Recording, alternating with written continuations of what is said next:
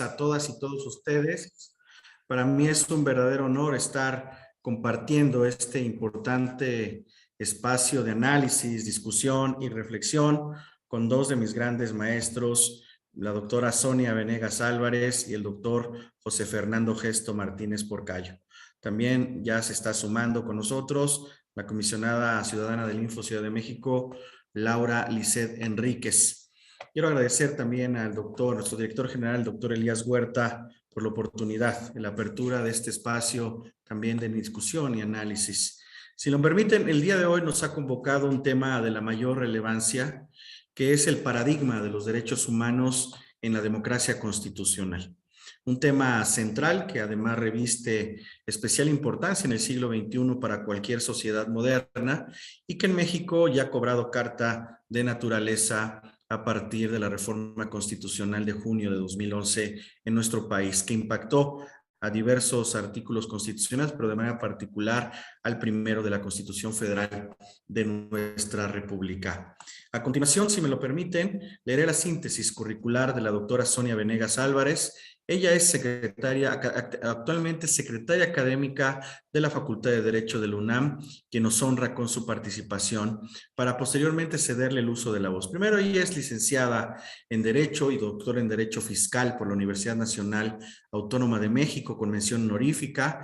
Cuenta con estudios y maestría, además de una especialidad en Derecho Fiscal por la UNAM, con estudios en Comercio Exterior. Es investigadora del CONACYT nivel 1. Ha recibido distinciones como las medallas Sor Juana Inés de la Cruz 2019, Ignacio L. Vallarta, al Mérito Universitario, la Cátedra Extraordinaria Félix Pichardo Estrada. Actualmente se desempeña como profesora titular C de tiempo completo de la Facultad de Derecho de la UNAM y secretaria académica de la misma casa de estudios. Autora de los libros Estímulos e Incentivos Fiscales en México, Comentarios al Código Fiscal de la Federación, Derecho Fiscal, Presunciones y Funciones del Impuesto sobre la Renta de las Personas Físicas en México, Derecho Fiscal, Parte General y Contribuciones Federales.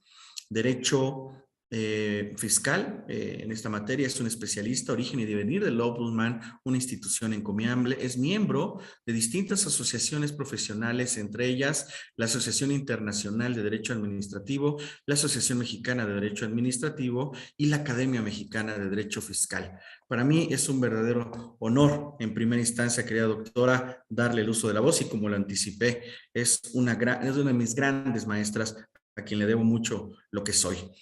Maestra, vamos a tratar este tema para nosotros. Uno de los temas centrales sobre el paradigma de los derechos humanos en la democracia constitucional tiene que ver también con el avance de las libertades y la ocupación de los derechos en práctica o en acción por parte de las mujeres. Cuéntenos un poco acerca de su experiencia en esta materia, por favor.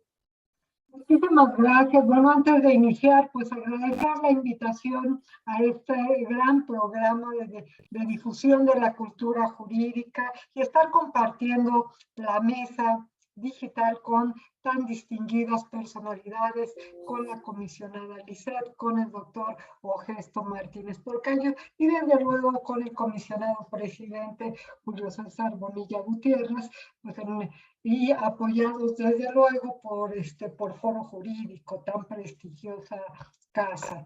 Pues bueno, sí, no podemos perder de vista que la reforma constitucional de 2011 fue un parteaguas. Yo creo que es la reforma más importante desde mi punto de vista que hemos tenido después de 1917, ¿no? Y creo que la misma importancia nos la da el hecho de estar en el artículo primero esta reforma constitucional.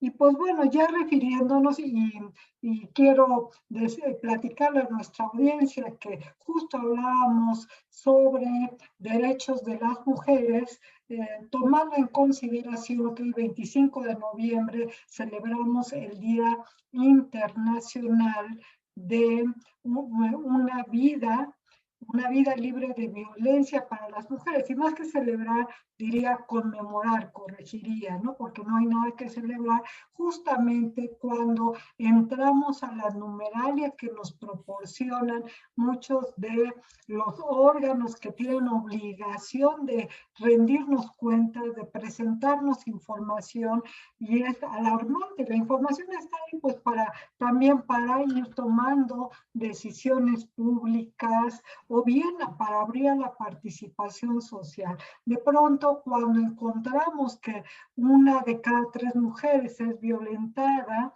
de distintas maneras, ya sea física, económica o digitalmente, que simplemente en la violencia digital creo que hay como 13 especies de violencia que se identifican como tales, ¿no? Entonces, creo que aquí vamos vinculando todos estos temas que nos ocupan, los derechos humanos que por su propia naturaleza son interdependientes unos de los otros, y también centrándonos pues en el tema principal de esta mesa, sin desvincularlo de los derechos de las mujeres, que hoy en particular me gustaría poner en relevancia, no subrayarlo. No sé si con esto puedo seguir un poquito más. Ustedes Sí, por favor, continúe un poco más, querida doctora, le escuchamos atentamente. Sí, entonces, pues a mí me parece que de entrada la misma Constitución es una carta que contiene diversos derechos para las mujeres, que inclusive podemos ir creando categorías que van desde un derecho a la salud, un derecho a la educación, pero la parte central es una vida digna. Una vida digna que no solamente se la debe de proveer por sí, en este caso la mujer en sí, sino que también todos los órganos estatales están órganos en un sentido lato, refiriéndonos inclusive a los clásicos 3 poderes, para no entrar ahorita en otro tipo de temas, están obligados a que estos derechos humanos, a estos derechos de las mujeres, pues vayan teniendo vigencia, ¿no? Y van desde posiblemente la aprobación de presupuestos públicos, de recursos que son como una parte básica, hasta la implementación de políticas públicas de diferente naturaleza y que van permeando y van volviéndose obligatorias también, ¿no? En varias áreas de nuestra vida pública. Por otro lado, la misma Constitución refiere pues el derecho en el artículo 4 a una vivienda, a la familia misma, ¿no? Que es prácticamente la base de la formación de cualquier individuo, ¿no?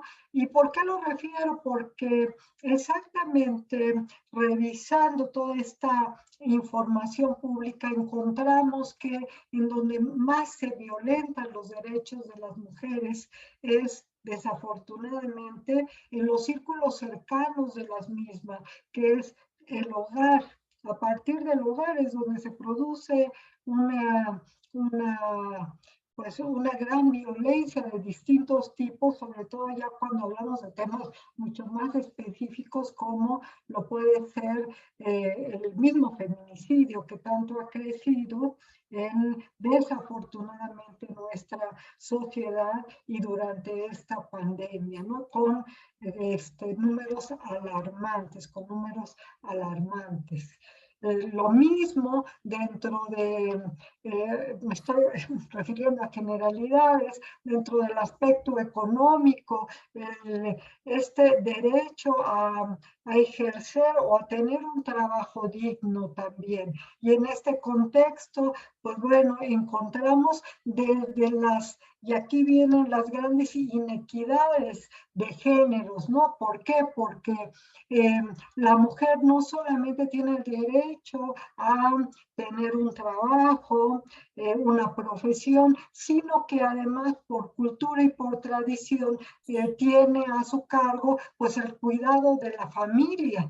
O sea, en la misma información que encontramos en estos órganos, algunos órganos garantes, pues nos damos cuenta cómo el tiempo que tiene que dedicar la mujer al cuidado familiar, trabaje o no trabaje, es con mucho más amplio que el tiempo que dedican los hombres al trabajo doméstico. Y luego, si entramos al tema del ambiente laboral, pues también tenemos algo muy importante como lo es el hostigamiento, ¿no? Esta violencia que muchas veces se ejerce de superiores a inferiores, violencia inclusive de tipo sexual o simplemente en el trato cotidiano, ¿no?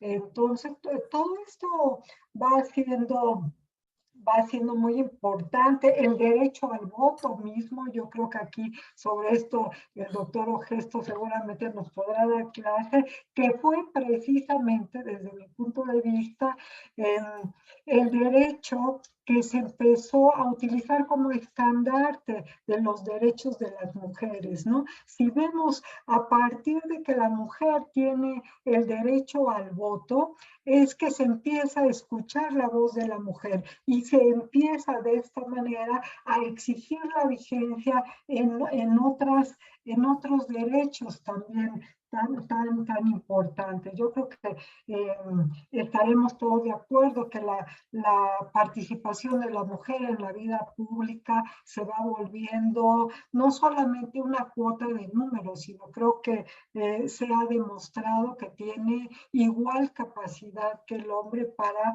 la toma de decisiones, para el manejo de los presupuestos. Pues bueno, tenemos de ayer para acá la noticia de que por primera vez una mujer será la gobernadora del Banco de México. Tenemos también hace no muchos días el nombramiento de otra ministra de la Suprema Corte de Justicia, también una abogada con una gran trayectoria y muy distinguida, ¿no? Y bueno, creo que con esto, ¿qué quiere decir?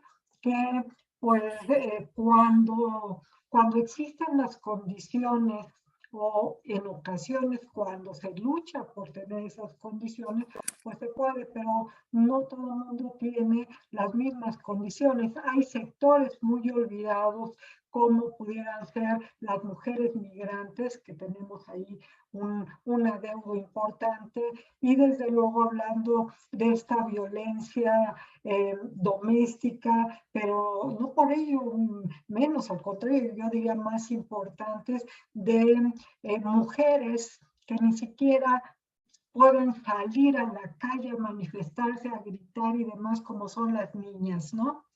Entonces, tenemos también infinidad de casos de niñas abusadas, utilizadas para trata de personas, embarazos a muy temprana edad, prácticamente adolescentes, y el mismo... Y bueno, la base de todo esto, el derecho a la educación, ¿no? También niñas que no tienen este derecho a la educación, ¿no?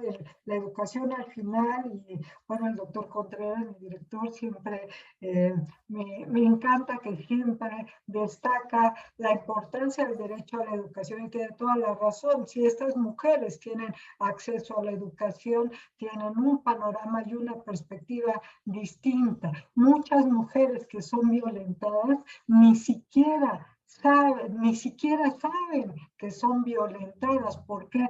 Porque y digo, sobre todo las generaciones como la mía y hacia atrás, hemos normalizado esa violencia, sobre todo de micromachismos, ¿no? Pues era normal que al hombre se le tratara de tal forma, que la mujer le sirviera, que la mujer se encargara, que el hombre decidiera.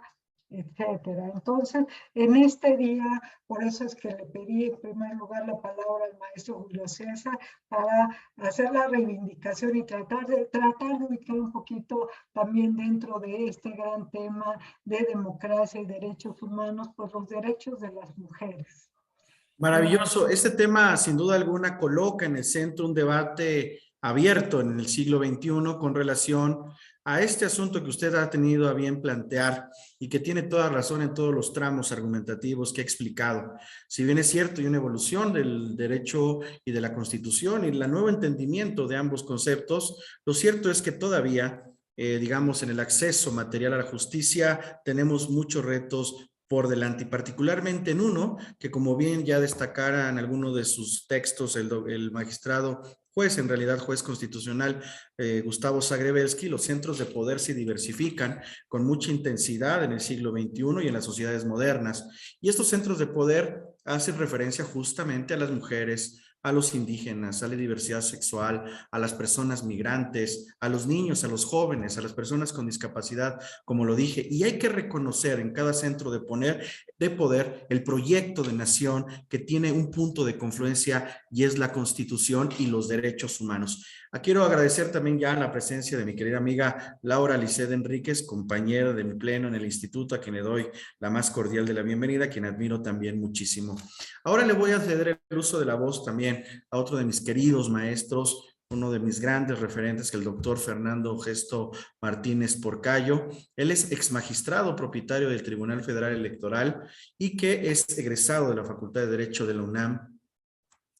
Obtuvo mención honorífica en su examen profesional de licenciatura, en donde su tesis fue premiada con el tercer lugar entre las mejores tesis de derecho correspondientes al año 1980, maestro en Administración Pública y Políticas Públicas por la London School of Economics and Political Science de Londres, Inglaterra, doctor en Derecho por la División de Estudios de Posgrado de la Facultad de Derecho de la UNAM y desde el año 1981 catedrático de la facultad, de la cual es profesor por oposición desde 1985, y ahí es justo, al igual que con la querida doctora Sonia Venegas, donde encontré la posibilidad de coexistir. Y desde 1987 a 1990 actuó como magistrado supernumerario del Tribunal de lo Contencioso Electoral Federal.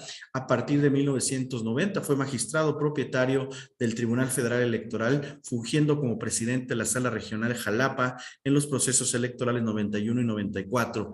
Y en 1995 ocupa el cargo de director del Centro de Capacitación Judicial Electoral del Tribunal Federal Electoral.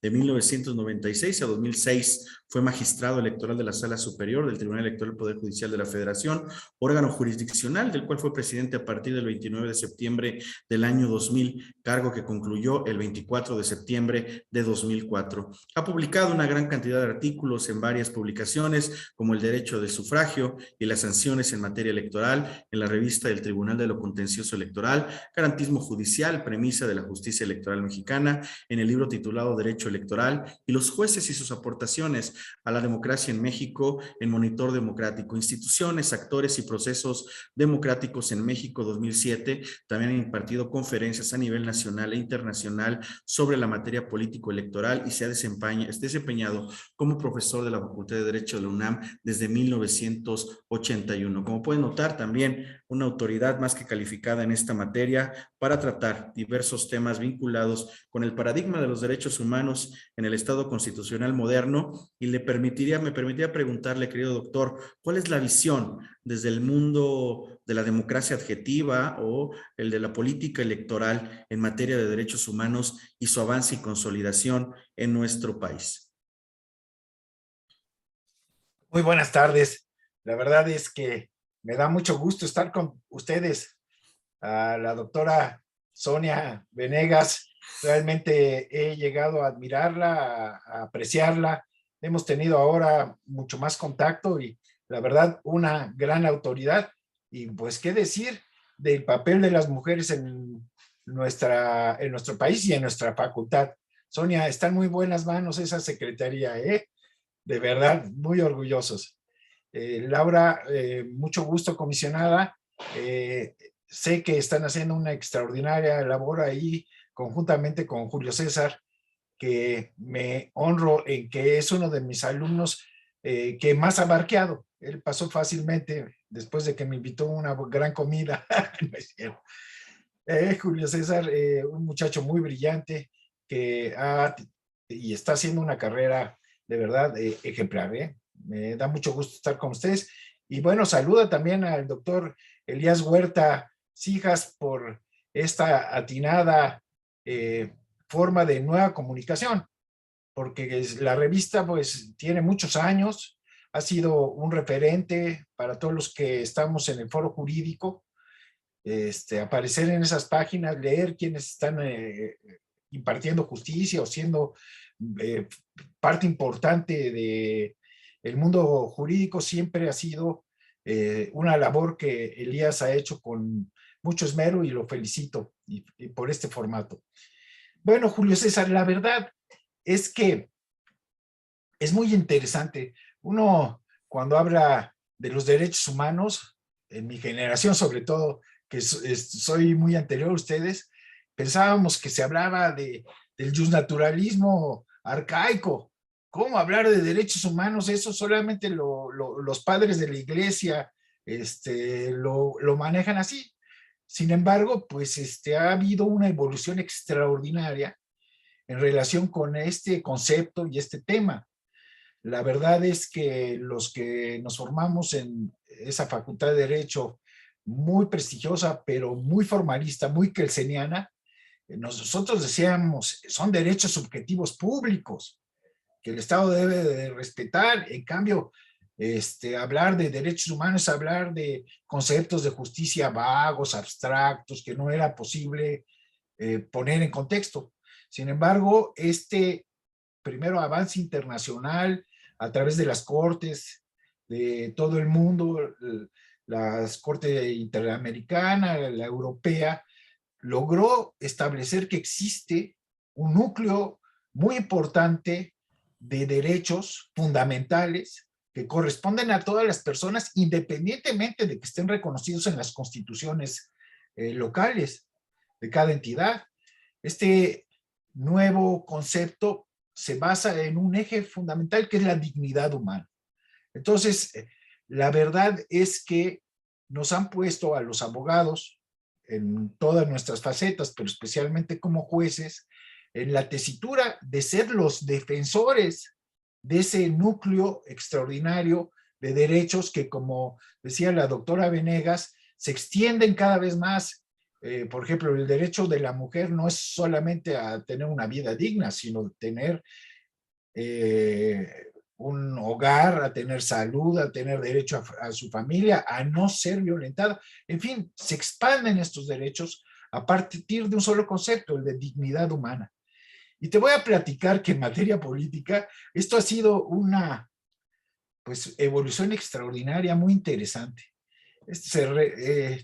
En nuestro país podríamos decir que está en el debate jurídico desde el siglo antepasado, en aquel viejo debate entre Iglesias y Vallarta, entre el ministro José María Iglesias y Vallarta. ¿Te acuerdas? Donde se estableció que realmente el Poder Judicial, finalmente la tesis Vallarta, no debería de intervenir en defensa de derechos políticos, porque eso le corresponde conocerlo y calificarlo a los colegios electorales. Después de muchos, dijéramos, debates y avatares, la Constitución de 1917 no se atrevió a establecer a los derechos políticos como sujetos de protección jurídica a través del amparo. Los dejó a la defensa de los colegios electorales y de las autoridades en esa materia. Fíjate que no es hasta 1996 cuando podríamos decir se empieza a tener un medio jurídico de defensa de los derechos político-electorales. El juicio de amparo, fíjate qué tesis tenía la Suprema Corte de Justicia. Dice, bueno, el juicio de amparo es para proteger los derechos de todas las personas, pero fíjate que los derechos políticos son de los ciudadanos y por lo tanto no entran dentro de los catálogos de derechos que se deben de proteger por el juicio de amparo. Es increíble que uno de los derechos más importantes, fundacional del Estado, no tuviera una protección jurídica. Tímidamente, en la reforma de 96, me parece ser, se estableció un juicio de protección de los derechos político-electorales del ciudadano. Este juicio derivó de muchas acciones que los partidos políticos ejercieron ante la Corte Interamericana de Derechos Humanos, que nos dictó varias sentencias estableciendo que el gobierno mexicano tenía que crear un medio de defensa de estos derechos y que estuviera pues protegido por ya sea el Poder Judicial tradicional o por un órgano especializado en estas materias. Así surgió este juicio, pero fíjate que era nada más para proteger, te voy a decir, el derecho a votar y ser votado, que quería decir que te inscribieran en el padrón electoral. Esa era su función. Segundo, tenías derecho a formar partidos políticos. Entonces, si te negaba la autoridad del derecho de formar el partido político, tenías este medio de protección. O bien para ser miembro de las mesas directivas de casilla. Esa era su función estricta. Pero antes de la reforma de 2011, el Tribunal Electoral, al que yo pertenecí, el Tribunal Electoral del Poder Judicial de la Federación, empezó a través de sentencias a determinar que dentro de los derechos fundamentales estaban los derechos político-electorales que deberían de considerarse como igual una garantía ciudadana, una garantía que establecía una protección a los ciudadanos. Y empezó a expandirse este juicio, y no era nada más para obtener la credencial para votar con fotografía. Se estableció que los partidos políticos, si bien tenían el derecho de aceptar a quienes eran sus militantes, no podían negar el derecho a estos a formar parte de los partidos políticos, que tenían que respetar los estatutos.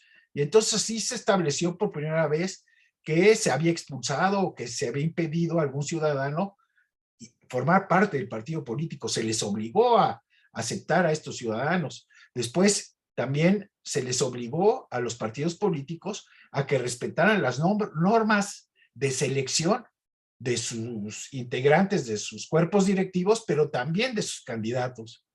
También se estableció que los ciudadanos teníamos derecho a conocer la forma en que los partidos políticos gastaban el dinero, la transparencia, que es tu tema, porque eran opacos, decían, el dinero en el momento que sale del Instituto Federal Electoral en ese entonces, entra a las arcas del partido y ya es como derecho privado, como dinero privado, y no tenemos obligación de dar cuenta.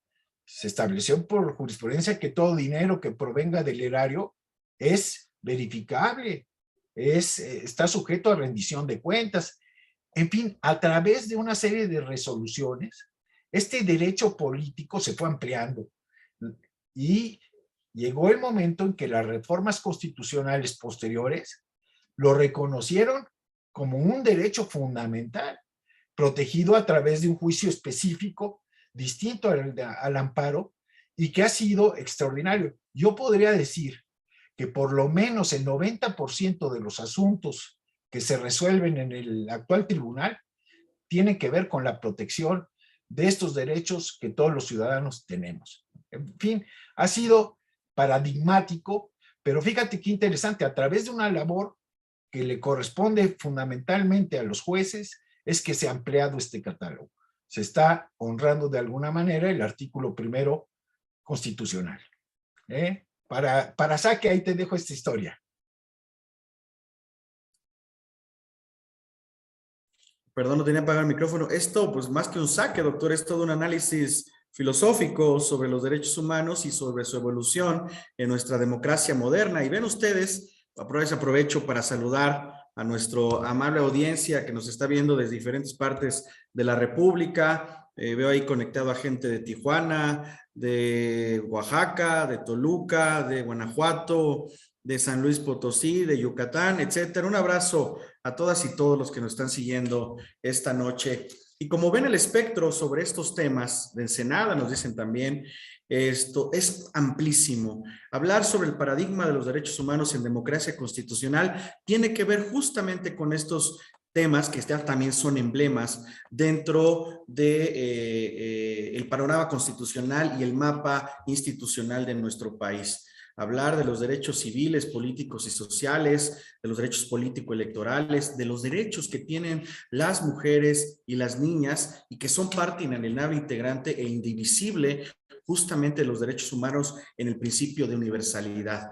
Y miren, esto me va a permitir también darle la voz ahora a mi querida amiga, compañera de pleno, Laura Lisset Enríquez, con quien tengo la oportunidad de manera cotidiana de intercambiar puntos de vista y que naturalmente con ella particularmente debato los temas que tienen que ver con el acceso a la información pública y la protección de los datos personales como derechos también humanos o fundamentales.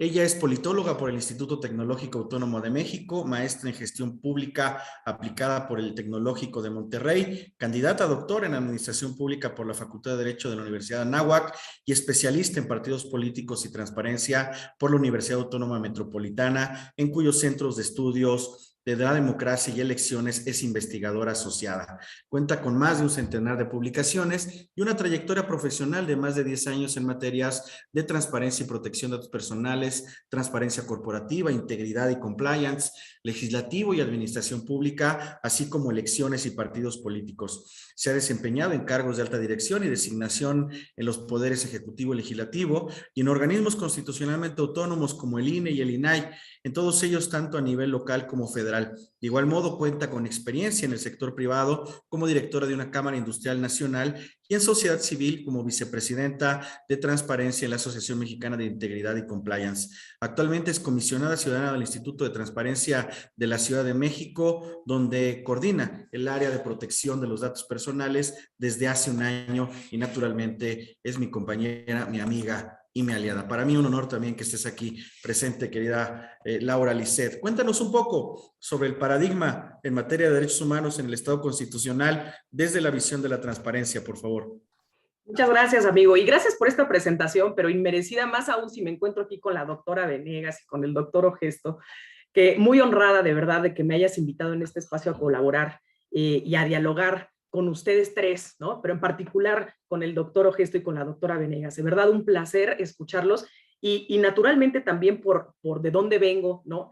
Y de dónde vengo y a dónde voy, como dicen. Pues los dos temas que tocaron tanto la doctora Venegas y el doctor Ogesto me parecieron maravillosos, ¿no? Y me gustaría entrar a cada uno de ellos porque vale la pena. Creo que en esta ocasión, nada más porque además se trata del día 25, sí quiero hacer un comentario en particular, ¿no?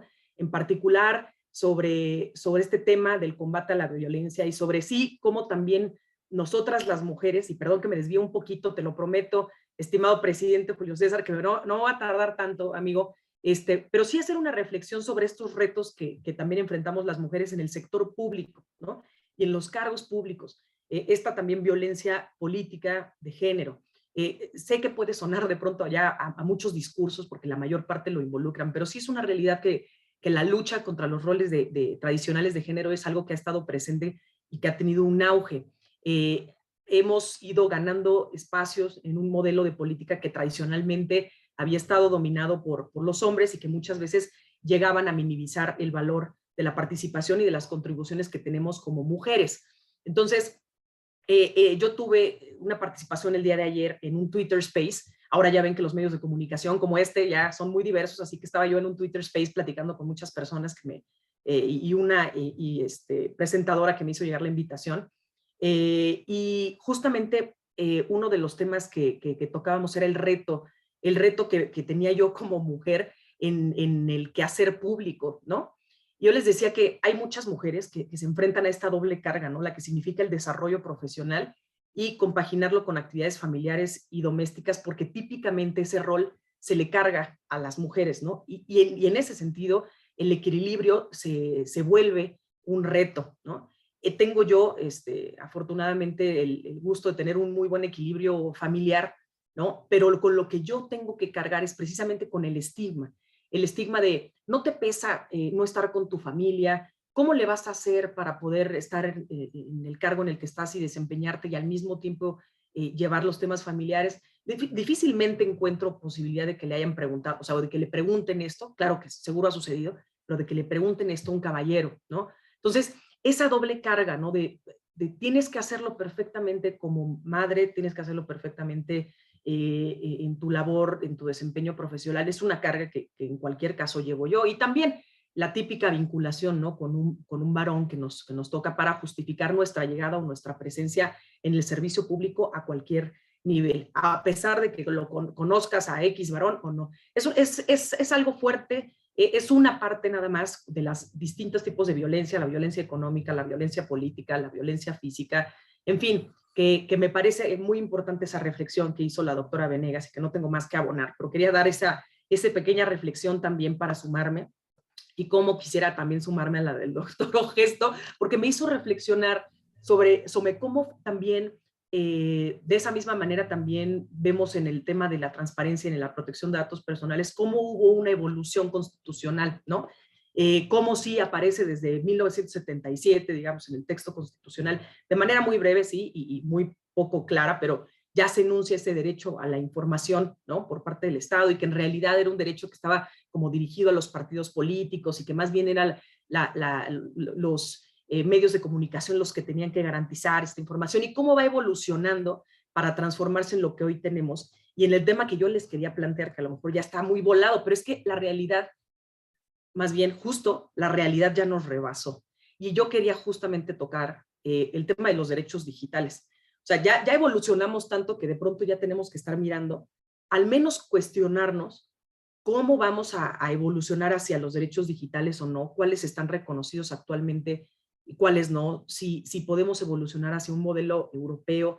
En fin, este es el planteamiento que quería hacer del día de hoy. No quiero abusar del tiempo, así que, amigo, Adelante, por favor, adelante, por favor. cuando me tenga que detener, yo me detengo, ¿no?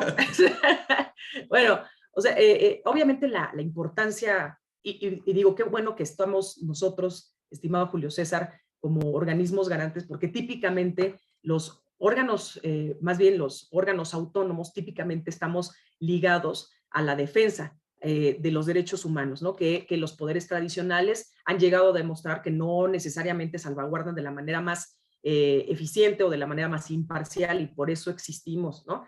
Y en particular cuando hablamos de derechos humanos dentro de una democracia constitucional, hay que pensar en esta noción básica de la protección de los individuos frente a la autoridad del Estado, como herramientas que nos garantizan esta seguridad y libertad, y en la que honrosamente nosotros participamos también desde la trinchera de los órganos autónomos. Y bueno, obviamente para la audiencia que está ahorita conectada, que veo tanto en redes como aquí en Zoom, que veo que son muchos, recordemos que este derecho digital es básicamente, o derechos digitales son estos derechos que se disfrutan, que se ejercen en el plano físico, pero que se aplican al ámbito digital. Son nuevos derechos, digamos, surgidos a partir de la evolución de las tecnologías de la información. En México propiamente no existe una legislación específica, ¿no? O una carta de derechos digitales con los derechos que podrían formar parte de estos derechos digitales. Pero la realidad es muy abayazadora, o sea, no la podemos, al menos la discusión no la podemos dilatar tanto más, porque ya nos llegó la realidad, ¿no? Y ya hay varias encuestas que nos dicen que gran parte de la población somos usuarios de Internet. Estamos hablando de como de 70 millones de personas que utilizamos Internet en territorio urbano, más de 10 millones en población rural. O sea, en México, lo que sí, este dato no estaba yo tan cierta de tenerlo, pero el que sí tengo muy cierta es que en México al menos el 72% de nuestra población es usuaria de Internet. Entonces, claramente hay una necesidad, ¿no? Más aún considerando que ha habido una hiperconexión que se ha fomentado a partir, en particular, de la pandemia, ¿no? En donde aumentó el uso de las tecnologías para todo, para esto, para tener un evento, una conversación, pero también para clases, para entretenernos, para compras, juegos en línea, que es un tema muy grande y que a lo mejor no lo vemos, ¿no? La descarga de aplicaciones. Y sí, o sea, esta hiperconexión claramente tiene consecuencias, ¿no? A lo mejor estoy sesgada porque estos temas los vemos naturalmente en el instituto, pero es que, bueno, hay una exposición de la privacidad de los datos personales en el ciberespacio de manera abrumadora, ¿no? También hay otro tipo de consecuencias, la ampliación, por ejemplo, de la brecha digital que hay entre distintos grupos poblacionales, la desigualdad entre el acceso a Internet en entornos rurales y urbanos, que ahorita les decía que sí hay una diferencia, no me sé las cifras precisas, pero sí hay una diferencia muy importante, ¿no? Por lo menos de 50 millones entre una y otra.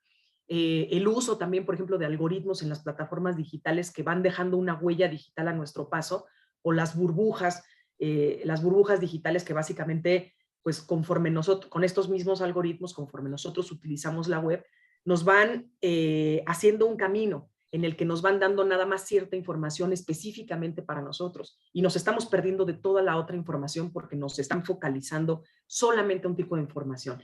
Luego entonces ya no hay esa libertad necesariamente que antes significaba, ¿no? Porque se ha ido desbordando pues el uso de la tecnología. No significa que no hay que usarla, significa que hay que entenderla, que hay que tenerle respeto, que hay que ser cuidadosos y que también, por supuesto, tiene que haber una avanzada en materia de legislación, ¿no? En materia normativa, para poder hacer frente a los nuevos retos, ¿no? Ya no es lo mismo que antes, hay que entenderlo. Sí hay iniciativas que hay sobre la mesa en materia, por ejemplo, de herencia digital, ¿no? Ya podemos heredar, creo que fue en agosto, a mediados de este año, creo que fue en agosto de este año que hubo una reforma, por ejemplo, a nuestro Código Civil, también hubo una reforma a la Ley del Notariado de la Ciudad de México, al menos, y ya podemos legar, al igual que nuestros bienes físicos, también ya podemos legar nuestra información digital a nuestros seres queridos, ¿no? Entonces, bueno, ya la huella digital ya no solamente está en un momento, sino que además se convierte en parte de nuestros bienes intangibles, ¿no? Entonces, bueno, ese es el tema de la herencia digital. También está el asunto de la desconexión digital, ¿no? Este derecho a desconectarnos y a no contestar ciertas comunicaciones digitales por donde sea, ¿no? Por correo, por mensaje, cuando se trata de temas laborales fuera de horario laboral o en días inhábiles o en vacaciones, ¿no? ¿Para qué? Pues para abonar a la intimidad de las personas, a su vida familiar. Por supuesto, esté bien establecido en materia laboral, pero cuando nos plazamos al plano digital como que se pierden las fronteras, ¿no? Entonces, si antes quedaba muy claro que había un horario establecido para que nosotros trabajáramos en la oficina y que ya nos tenemos que ir y que hay horas extras en caso de que te quedes horas adicionales, pues en el plano digital como que esto se diluye. Entonces, bueno, yo no sé, aquí seguramente tú mismo, maestro Julio César, seguramente tendrás algunas consideraciones, la doctora y el doctor seguramente también, porque hasta dónde podemos llegar con el tema de los derechos digitales, ¿no?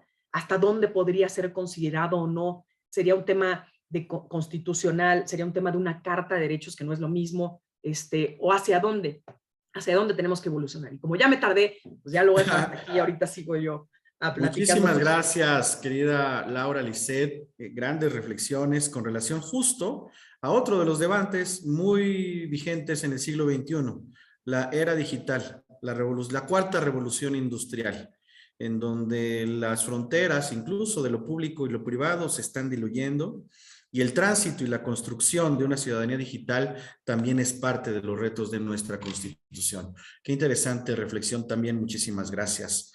Doctora, si bien las mujeres y los hombres tienen los mismos derechos desde que nacen y durante toda la vida, ambos viven en situaciones y condiciones diferentes. Las mujeres han vivido situaciones de subordinación, exclusión con relación a los hombres, lo que ha generado que no puedan ejercer sus derechos en igualdad de condiciones. Hablamos naturalmente de derechos humanos de las mujeres porque aun cuando los derechos son aplicables a todas las personas, existen en la práctica diversos factores o brechas de desigualdad que facilitan la discriminación hacia las mujeres y a su reconocimiento pleno de sus ejercicios, del ejercicio y el goce de sus derechos. ¿Cuál diría usted, como una anotación ya para ir concluyendo esta mesa que ha sido muy interesante, cuáles serían los principales retos que tiene nuestro país frente a que resulta un problema incluso de carácter constitucional?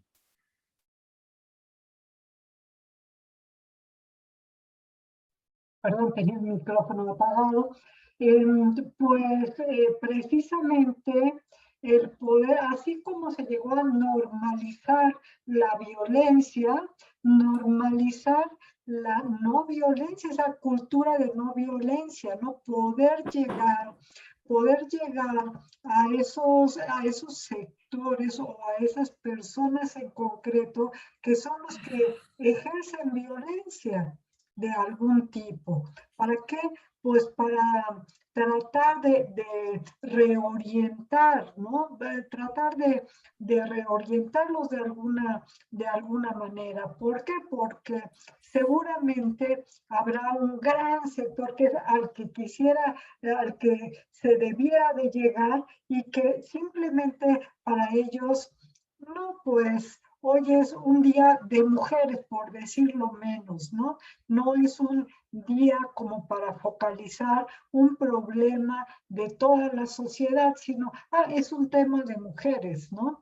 Entonces, diríamos, si se trata de analizar, de darle vigencia a los derechos de las mujeres, seguramente no está presente el acosador, no está presente ni está escuchando el hostigador, no está escuchando el que violenta, ¿no? Entonces yo creo que ese es el gran reto. Yo creo que sí se ha avanzado, como lo comentaba la comisionada Laura, pues hoy muchas mujeres van ocupando pues mayores espacios, ¿no? Sobre todo, pues sabemos perfectamente que si hablamos de cualquier tipo de jerarquía, no solo en la administración pública, también sucede en el sector privado. Si contáramos cuántas son las mujeres que dirigen las empresas que cotizan en bolsa de valores, igual van a ser muy poquitas, ¿no?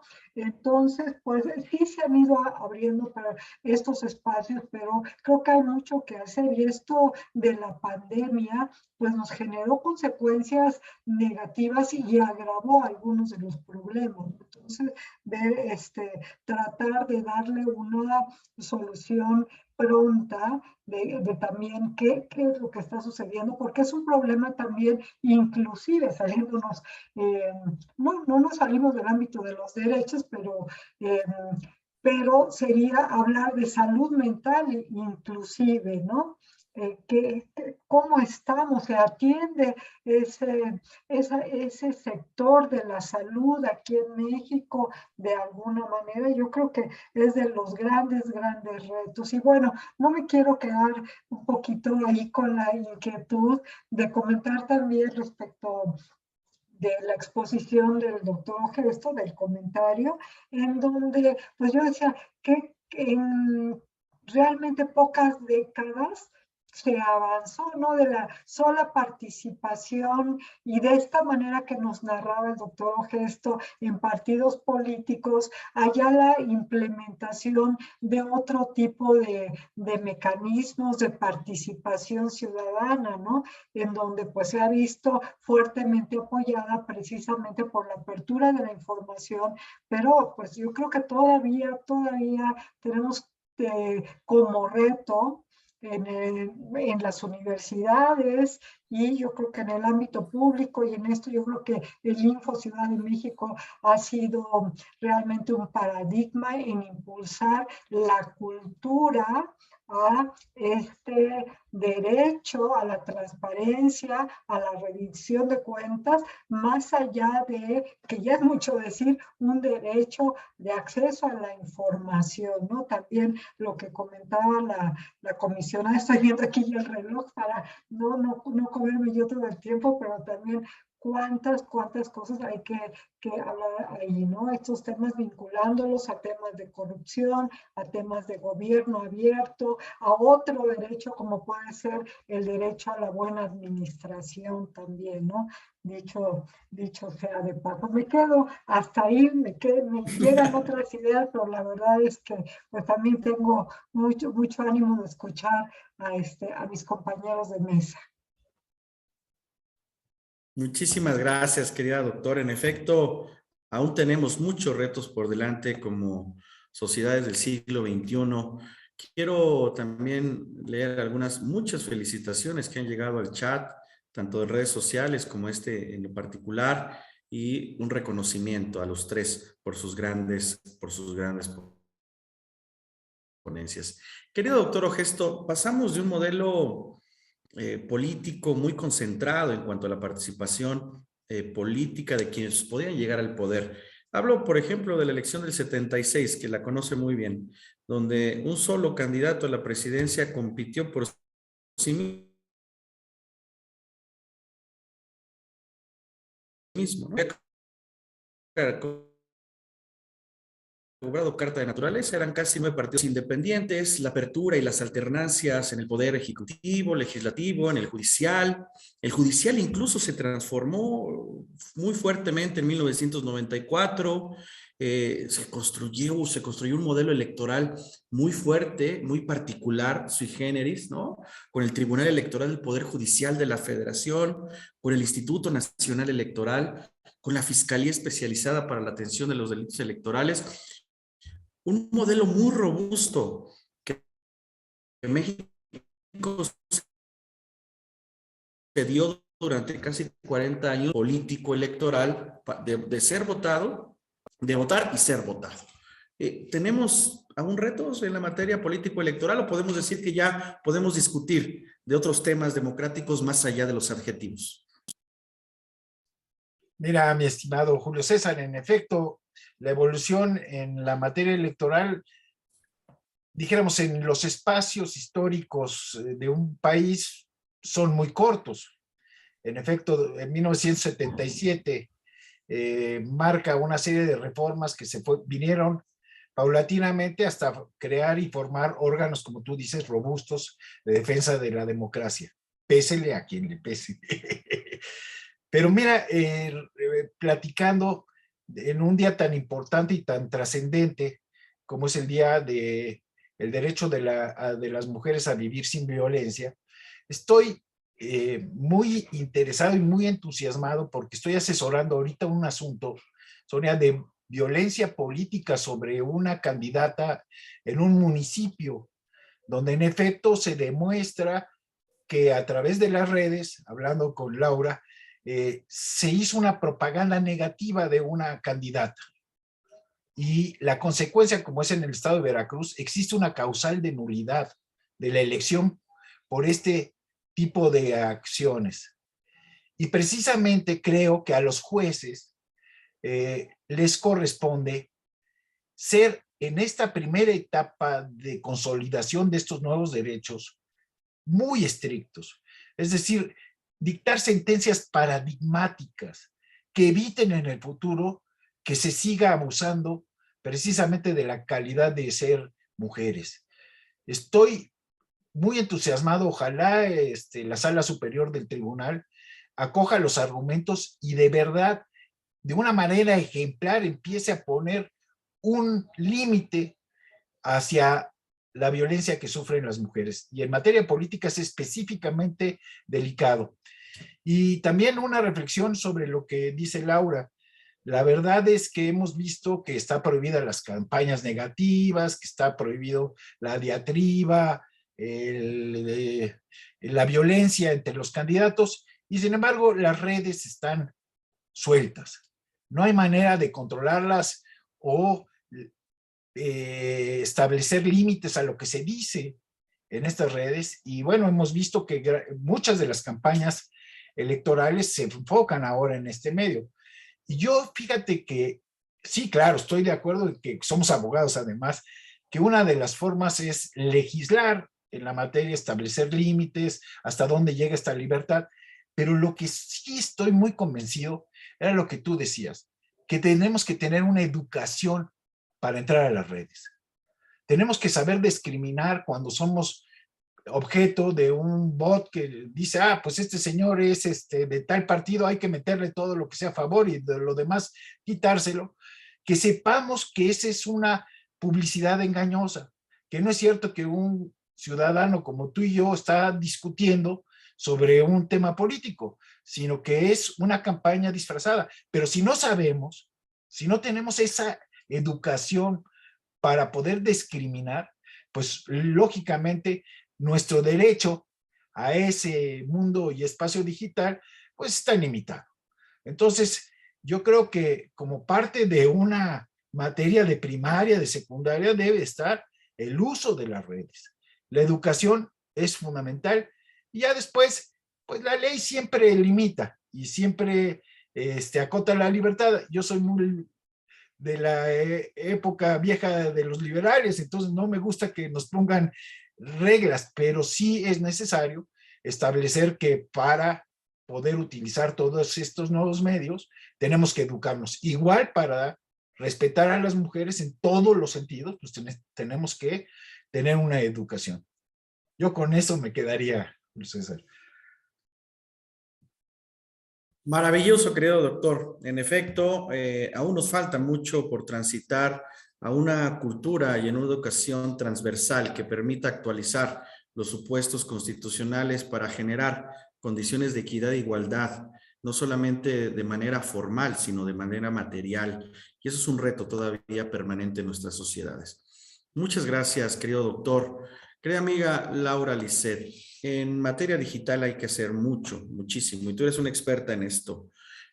Para la protección de los derechos en las redes digitales, ¿regulamos las redes o no las regulamos?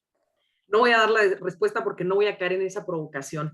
No, lo que tenemos que hacer es discutirlo, lo que tenemos que hacer es abrir esa discusión, que por supuesto no se agota. Ya dio otro aspecto, por ejemplo, el doctor ya dio otro aspecto sobre el tema de la arena. La arena electoral ahora se está dirimiendo al parecer, o posiblemente muy pronto se empezará a dirimir también en la arena digital, ¿no? Ya lo vimos con un caso atípico, medio atípico, en una de las entidades de la República en las últimas elecciones, y probablemente eso lo veamos pronto, ¿no? En las siguientes elecciones, viendo que esa estrategia funcionó, muy probablemente pues cambie, ahí sí podría cambiar el paradigma de la materia electoral, todo el juego que va a tener la parte digital.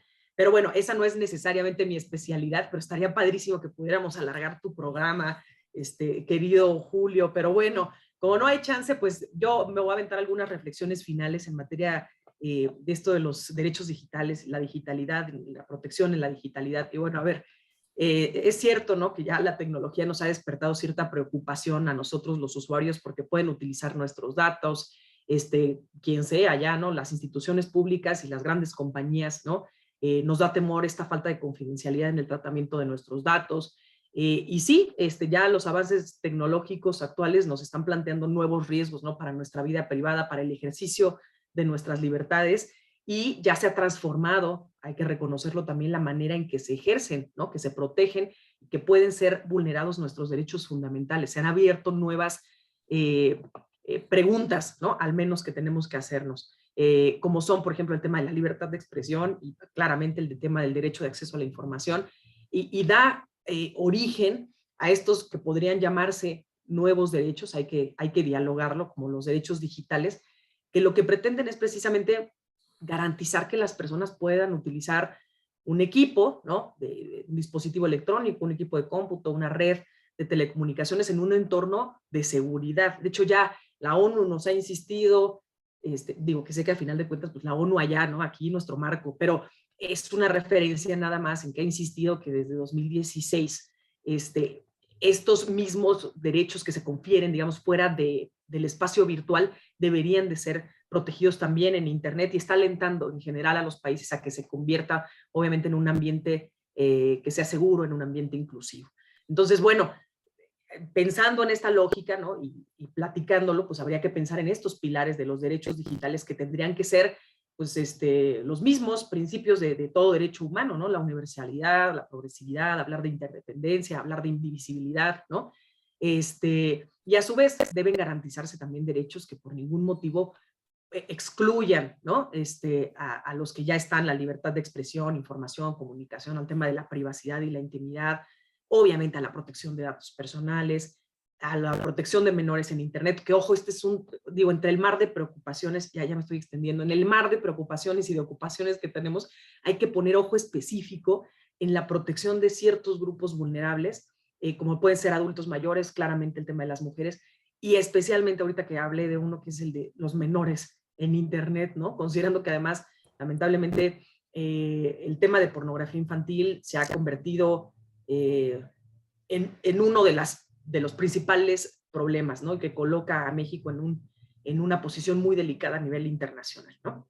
Entonces siempre, ¿no? Acatar el tema del principio del interés superior de la niñez por toda autoridad, ¿no? Y esto nos lleva también a la protección de nuestros menores en el ambiente digital, más aún si estamos los jóvenes tan inmersos ahorita en particular en el ambiente digital, no podemos negar, ¿no? Esta discusión al menos, el plantear ya estos asuntos y el retomarlos a algún nivel, porque yo también estoy de acuerdo con el doctor Ogesto, no todo es normatividad, ¿no? No todo mediante las normas se soluciona, ¿no? Al contrario, hay mucho más que hacer, hay mucho trabajo institucional, hay mucha política pública, hay mucha difusión, penetración de la cultura, ¿no? Que tiene que haber respecto a distintas materias. Entonces, bueno, eso lo dejaría ahí, estimado amigo. Muchísimas gracias, querida amiga y compañera de pleno. Pues miren, como les anticipé a todas y todos, esta sería una mesa extraordinaria y se nos fue 1 hora como agua.